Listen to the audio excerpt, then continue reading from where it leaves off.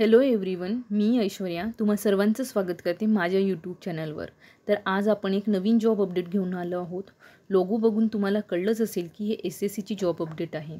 तर कालच आपण एक SSC दिल्ली पोलीस कॉन्स्टेबलचं जॉब अपडेटचं फुल डिटेल व्हिडिओ आपण आपल्या चॅनलवर अपलोड केलेला आहे. लगेच आज दुसऱ्या पदासाठी जाहिरात निघालेली आहे आणि मी लगेच तिचा व्हिडिओ बनवत आहे. तर आजच्या या व्हिडिओमध्ये आपण constable driver male in Delhi पोलीसची डिटेल व्हिडिओ बघणार आहोत. चला तर मग व्हिडिओला सुरुवात करूया. आजचं जे नोटिफिकेशन आहे ते कॉन्स्टेबल ड्रायव्हर मेल कॅन्डिडेटसाठी ही नोटिफिकेशन जाहीर झालेली आहे. Only male will be eligible. Date of submission of online application form हे 24/9/2025 ते 15/10/2025 पर्यंत तुम्ही भरू शकता. या सप्टेंबरच्या 24 तारखेपासून एक्झाम फॉर्म फिलअप करायला सुरुवात झालेली आहे आणि 15/10 15 तारखेपर्यंत तुम्ही फॉर्म फिलअप करू शकता. कोणीही शेवटच्या तारखेची वाट न बघता 15/10च्या आधी तुम्हाला हा फॉर्म फिलअप करून ही प्रोसेस जी आहे फॉर्म फिलिंगची ती कंप्लीट करायची आहे. आणि एक्झाम फीस पण भरायची जी लास्ट डेट आहे ती पण 15/10पर्यंतच आहे. Last date and time for making online fees payment ही 16/10पर्यंत तुम्ही करू शकता. जर तुमचं फॉर्म भरलेलं असेल इन केस आणि फॉर्म सबमिट झालं असेल फायनल, तर last date and time for making the online fee payment ही 16/10/2025 असणार आहे. चल पुढे बघूया. Tentative schedule of computer based CBT ही डिसेंबर 2025ला होईल. म्हणजे डिसेंबरच्या शेवटच्या आठवड्यात होऊ शकते किंवा जानेवारीच्या फर्स्ट वीकच्या दरम्यान टेंटेटिव्ह त्यांनी सांगितलेलं आहे. तारखेमध्ये बदल होऊ शकतो. टेंटेटिव्ह त्यांनी मेन्शन केलेलं आहे. इन केस तुम्हाला कुठली डाऊट असेल तर तुम्ही टोल फ्री हेल्पलाईन नंबर इथे स्क्रीनवर तुम्हाला दिसत आहे त्या नंबरवर कॉल करून जेव्हा तुम्हाला क्वेरीज येत आहेत, कशा फॉर्म भरताना कुठले प्रॉब्लेम येत आहेत, तर तुम्ही जो टोल फ्री नंबर आहे तिथे तुम्ही कॉल करून आपल्या समस्यांचं निवारण करू शकता. पुढे आपण जॉब डिटेलबद्दल पूर्ण बघूया की एज्युकेशन क्वालिफिकेशन काय आहे, एक्झाम पॅटर्न काय होणार आहे आणि काय स्टँडर्ड्स म्हणजे काय आहे. फिजिकल स्टँडर्ड देखील इथे आपल्याला महत्त्वाचे आहेत की काय मेडिकल फिटनेस सगळ्या गोष्टी आपल्याला बघायच्या आहेत. तर पे स्केल बघूया की पे लेवल 3 असणार आहे. ग्रुप Cची पोस्ट आहे ही आणि वॅकन्सी तुम्ही बघू शकता. कॅटेगरी वाईज वॅकन्सीचं डिस्ट्रीब्युशन दिलेलं आहे. ज्या URच्या कॅटेगरी आहे अनरिझर्व कॅटेगरीचे 316 पदे आहेत एकूण. EWSसाठी 66 पदे आहेत. OBC कॅन्डिडेटसाठी 153 पदे आहेत आणि SCसाठी 72 पदे आणि STसाठी 47. टोटल जे पोस्ट आहेत एकूण 654 पोस्ट ह्या जनरल लोकांसाठी आहेत. आणि ज्या 83 जे पदे आले आहेत एक्स सर्व्हिसमॅनसाठी आहेत. जसं URमध्ये त्यांच्या 35 जागा आहेत, EWSमध्ये 7 जागा, OBCसाठी 17, SCसाठी 15 आणि STसाठी 9. ह्या ज्या एकूण 83 पदे आहेत ते एक्स सर्व्हिसमॅनसाठी आहेत आणि ज्या 654 पदे आहेत ते जनरल लोकांसाठी आहेत. अशा एकूण 737 पदांची ही भरती आपल्याला आलेली आहे SSCच्या अंतर्गत ड्रायव्हर पदासाठी. तर आपण संपूर्ण इलिजिबिलिटी क्रायटेरिया जे आहे ते बघूया पुढे. हां बघा, तुम्हाला इथे एज लिमिट आपण सर्वात पहिले डिस्कस करू. एज लिमिट कमीत कमी 21 आणि maximum 30 year as on 1/7/2025. Candidate must have been born not earlier than 2/7/1995, not later than 1/7/2004. 1/7/2004च्या नंतरचा नसावा, ठीक आहे, आणि 2/7/1995च्या आधीचा नसावा, असं इथे क्लिअरली मेन्शन केलेलं आहे. जसं आता एज रिलॅक्सेशन तुम्हाला मिळणार आहे SSCमध्ये, तर SC ST कॅन्डिडेट आहे तुम्ही तर तुम्हाला 5 वर्षांचं एज रिलॅक्सेशन आहे.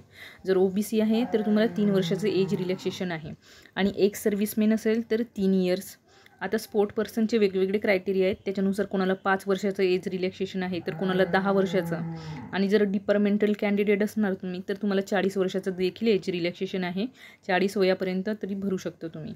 डिपार्टमेंटल जे OBC आहेत त्यांच्यासाठी 43चे क्रायटेरिया आहे म्हणजे एज लिमिट आहे. आणि departmental Delhi police SC ST त्यांच्यासाठी 45 वर्षांचं क्रायटेरिया आहे एज रिलॅक्सेशनचं. 45पर्यंत तुम्ही भरू शकता तुम्ही.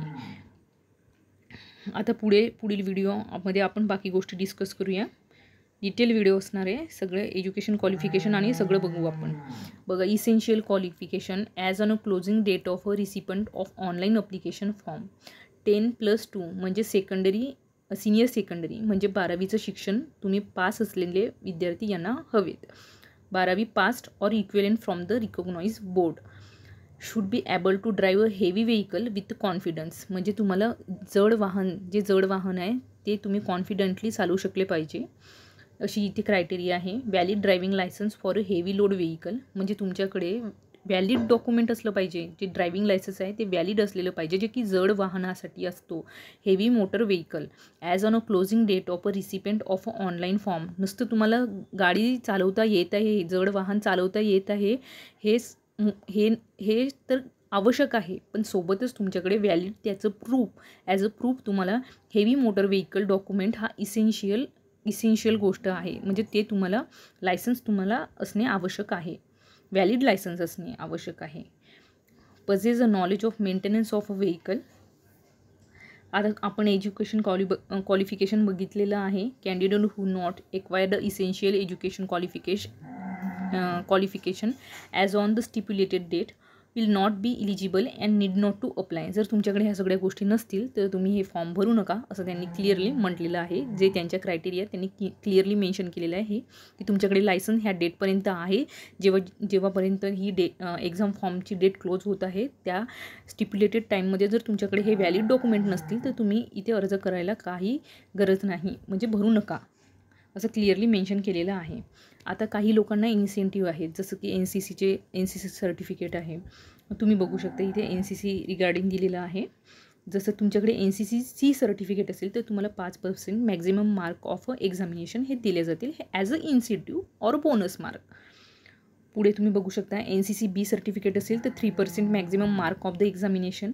पुढे NCC जर असेल तर तुम्हाला 2% मॅक्झिमम मार्क ऑफ एक्झामिनेशन. अशा प्रकारे बोनस मार्क्स हे दिले जातील. परत तुम्ही जर काल पण मी तुम्हाला हे सांगितलेली होती की ह्या गोष्टी राष्ट्रीय रक्षा युनिव्हर्सिटी जी आहे त्याच्यामधून जर तुमचं एज्युकेशन झालं असेल आणि तुम्ही डिस्टिंक्शनमध्ये पास झाले असेल तर तुम्हाला 5% मॅक्झिमम मार्क्स दिले जातील. आणि फर्स्ट क्लासमध्ये असेल तर 4%, आणि सेकंड क्लासमध्ये असेल तर 3%, आणि पास झाले असेल नुसते तरी पण 2% maximum mark of the examination हे तुम्हाला दिले जातील. ठीक आहे, फक्त हे मार्क्सच्या याने कन्सिडर केल्या जातील.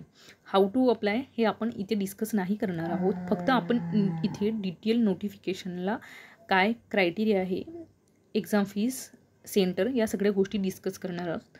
जर तुम्हाला हवं असेल तर मी फॉर्म फिलिंगचं दुसरं व्हिडिओ घेऊन येईल. तुम्ही कमेंट बॉक्समध्ये मला तसं सांगा, मग मी त्या रिगार्डिंग तुमच्यासाठी एक नवीन व्हिडिओ तयार करेल. इथे बघा फीज तुम्हाला एक्झाम फीज लागणार आहे ती 100 रुपये आहे. ती फक्त OBC आणि जनरल कॅटेगरीसाठी 100 रुपये आहे. बाकी इतर कॅटेगरीसाठी ह्या एक्झाम फीज ही 0 असते. तुम्ही ऑनलाईन पद्धतीने इथे एक्झाम फीज भरू शकता आणि फीज ही नॉन रिफंडेबल असते. पुढे तुम्ही बघू शकता की एक्झाम सेंटर कुठे आहे. आपण जे महाराष्ट्र जे येते ते वेस्टर्न रिजनमध्ये येते, तर वेस्टर्न रिजनचे सेंटर पहिले बघू आपण. जसं तुम्ही वेस्टर्न रिजनमधून भरत आहे तर सेंटर चूज करताना तिथे रिजन विचारतात, तेव्हा वेस्टर्न रिजन टाकायचं आणि पुढे मग आपले जे नागपूर, नाशिक, मुंबई, नांदेड, जळगाव, अमरावती, पुणे हे सगळे सेंटर तुम्हाला तिथे दिसतील. अशा प्रकारे तुम्ही सेंटर हे जवळपासच मिळतात आपल्याला, एवढं दूर लांब काही मिळणार नाही. तर तुम्ही आपल्या वेस्टर्न रिजनला सिलेक्ट करायचं आहे आणि इथले सेंटर सिलेक्ट करून जे तुमच्या कन्व्हिनियंटनुसार जे जवळचे सेंटर आहेत ते तुम्हाला चूज करायचे आहेत. ठीक आहे, नंतर एक्झामिनेशन पॅटर्न आपण कसं असणार आहे ते सांगते मी तुम्हाला. कम्प्युटर बेस्ड एक्झामिनेशन टेस्ट होणार आहे सुरुवातीला. मग तुम्ही एक्झामिनेशनची पहिली जी एक्झाम पास झाले तर physical endurance and measurement taste होणार आहे तुमची, आणि नंतर मग डॉक्युमेंट व्हेरिफिकेशन होईल. मग trade test and medical examination of a recommended candidate, म्हणजे जो कॅन्डिडेट सिलेक्ट होईल त्याची मेडिकल एक्झामिनेशन देखील होणार आहे. आता कम्प्युटर बेस्ड टेस्टचा पॅटर्न आपण समजून घेऊया. इथे कम्प्युटर बेस्डचं पॅटर्न आपल्याला स्क्रीनवर दिसत असेल, तुम्ही बघू शकता. 100 क्वेश्चन राहतील आणि 100 मार्क राहतील. जनरल अवेअरनेस हे 20 मार्काची असणार आहे. जनरल इंटेलिजन्स हे 20 मार्काची असणार आहे. न्यूमेरिकल ॲबिलिटी ही 10 मार्काची असणार आहे. आणि आता बघा, ही ड्रायव्हरची पोस्ट आहे, तर थोडे व्हेकलच्या regarding road sense, vehicle maintenance, traffic rule, signal vehicle, environmental pollution that is petrol and diesel vehicle, CNG operated vehicle, noise pollution. म्हणजे एकंदरीत इथे बघा, इथं असे पण आस्पेक्टनी जाऊ शकतं की जसं इन्व्हायरमेंटल फॅक्टर आहेत, म्हणजे पेट्रोल, डिझेल व्हेकल या रिगार्डिंग देखील इथे आहेत गोष्टी तुम्हाला. म्हणजे जे पार्ट डी हा एक व्यतिरिक्त आहे जो की 50 मार्काचे आहे, म्हणून हे इथे GS बाकीच्या गोष्टींचं वेटेज कमी आहे. काल आपण जी नोटिफिकेशन बघितली होती तिथे GS आणि करंट अफेअरला जास्त वेटेज होता. तर इथे तुम्ही बघू शकता जनरल अवेअरनेस ही 20 मार्काची, बाकी सगळ्या गोष्टी कमी, आणि जे रोड सेन्स म्हणजे जे पार्ट डीला इथे जास्त वेटेज देण्यात आलं आहे, जे की 50 मार्काचं आहे. 50 क्वेश्चन राहणार आहेत. एकूण 100 क्वेश्चन राहतील, 100 मार्काचे आणि 90 मिनटाकरिता असणार आहेत. तर अशा प्रकारे आपण बघितलं. बघा, एक्झाम ही निगेटिव्ह मार्किंग असते. There will be a negative marking of 0.25 marks for each wrong answer. Candidates are therefore advised to keep this in mind answering guessing the question. म्हणजे तुम्ही गेसिंग करणं टाळा, असंच त्यांचं म्हणणं आहे. की चला ठीक आहे. Computer based examination will be conducted in English in Hindi only. Clearly सांगितलेलं आहे, इंग्लिश आणि हिंदीमध्ये कम्प्युटर बेस्ड एक्झाम राहणार आहे. इथे लिहिलेलं आहे. आन्सर की वगैरे सगळं तुमच्या त्या पोर्टलला तुम्ही जिथून अप्लाय करताय तिथे सगळ्या गोष्टी तुम्हाला येतील. तुम्हाला म्हणजे तुम्हाला एखाद्या क्वेश्चनवर डाऊट आहे तर तुम्ही ते पण ऑब्जेक्शन रेज पण करू शकता. त्याच्यासाठी काही चार्जेस लागतील, पण तुम्ही ह्या सगळ्या गोष्टींची इथे आपल्याला सुविधा करून देण्यात आलेली आहे. एक्झाम फीज रिगार्डिंग देखील आपण बोललो आहोत. आता फिजिकल स्टँडर्ड पण असतात एक्झामला, आपण ते पण बघूया. बघा फिजिकल टेस्ट कशी होणार आहे. तुम्हाला फिजिकल टेस्ट तुम्ही बघू शकता. Standard of physical endurance and measurement test are as follows. बघा एजसाठी तुम्ही एज ग्रुप आहे जसे अप टू 30 इयर्स. 7 मिनिटची रेस राहणार आहे. लॉंग जंप, हाय जंप राहणार आहे. 30 ते 40 वर्षाचे जे आहे त्यांच्यासाठी 8 मिनिटाचा टाईम आहे रेससाठी, आणि जे 40 वर्षाचे अबाव 40 इयर्स त्यांच्यासाठी 9 मिनिटाचा हा टाईम आहे. त्यांना पण लॉंग जंप आणि हाय जंप आहे, बघू शकता तुम्ही. Standard of physical measurement for a medical candidate. आता जसं ही जी पोलीस पदासाठी आहे, जे ड्रायव्हर आहेत ते पोलीस पदाकरिता असणार आहेत. तर तुम्हाला कॉन्स्टेबलसाठी आहेत तर मिनिमम 170 सेंटीमीटरची जी तुम्हाला हाईट इथे रिक्वायरमेंट आहे. काही कॅटेगरीसाठी ते म्हणजे त्या एज नाही म्हणजे फिजिकल मध्ये तुम्हाला थोडं रिलॅक्सेशन दिलेलं आहे.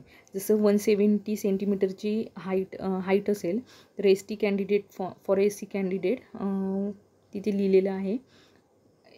For ST candidate there will be लिहिलेलं आहे, पण काही क्लिअरली मेन्शन केलेलं दिसत नाही आहे इथे.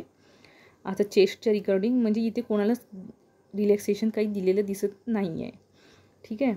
तर आता बघा पुढे, चेस्टमध्ये 81 centimetre with a minimum 4 centimetre expansion relaxable by 5 centimetre. आणि तुम्हाला काही पण त्या रिगार्डिंग असेल तर हे बघा इथं पॅरा 1117 2.1मध्ये तुम्हाला जाऊन चेक करायचं आहे फॉर ST कॅन्डिडेट. हां, म्हणजे रिलॅक्सेशन आहे, पण तुम्हाला इथे जाऊन चेक करायचं आहे कुठल्या कॅटेगरीला रिलॅक्सेशन आहे. OBC आणि जनरल तर रिलॅक्सेशन काही आहे नाही. जे म्हटलं आहे त्यांनी 170 सेंटीमीटर एवढी रिक्वायरमेंट त्यांना हाईटची असावी. 81 सेंटीमीटरची तुम्हाला चेस्टची रिक्वायरमेंट आहे. ठीक आहे. अशा प्रकारे तुम्ही हे बघू शकता. तुम्हाला मेडिकल स्टँडर्ड देखील इथे दिसले आहे. अशा प्रकारे आपण सगळं बघितलेलं आहे की कशा प्रकारे आपल्याला फॉर्म फिलिंगची प्रोसेस आणि सगळं बघितलेलं आहे. एक्झाम पॅटर्न काय राहणार आहे, सगळ्या गोष्टी आपण नीट व्यवस्थित या व्हिडिओमध्ये समजून घेतल्या आहेत. आता सगळ्यांनी मी हे जे PDF लिंक आहे ते डिस्क्रिप्शन बॉक्समध्ये टाकणार आहे, आणि तुम्ही सविस्तर PDF वाचा, त्यानंतरच फॉर्म फिलिंग प्रोसेसला स्टार्ट करा. चुका करू नका. हाईट आणि आपले जे फिजिकल स्टँडर्ड आहेत त्यांच्या रिक्वायरमेंटनुसार त्या रिगार्डिंगच आपण सगळं वाचून पुढे फॉर्म फिलिंगला सुरुवात करायची. अशाच नवनवीन व्हिडिओसाठी तुम्ही आमच्या चॅनलला लाईक, शेअर, सबस्क्राईब करा.